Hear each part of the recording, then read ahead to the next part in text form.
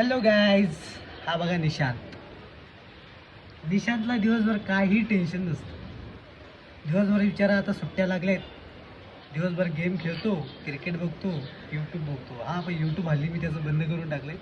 त्याला सरळ सांगितलं की तुझ्या आयुष्यात यूट्यूब काढून टाक. कसं तरी दूध काढलं म्हणून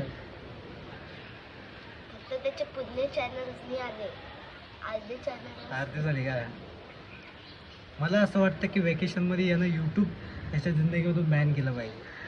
यूट्यूबमध्ये दुसरं काहीच बघत नाही, नुसता एम एस धोनी क्रिकेट आणि काय ते जुने IPLचे व्हिडिओज. त्याच्यामुळे मी असं यूट्यूबच बंद करून टाकलं. अभ्यास दिलाय, अभ्यास करायचं नाव घेत नाही. अभ्यासाला फक्त 1 तास त्याचा कन्फर्म आहे. दुपारी 1 वाजता बसणार, 2 वाजेपर्यंत. किती वाजता बसलाय अभ्यासाला तेही त्याला माहिती असतं, आणि किती मिनटं बाकी आता माझ्या अभ्यासाचे हेही त्याला माहिती असतं.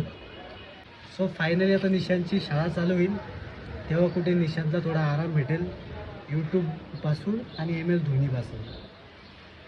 तुला काय बनायचं पुढे?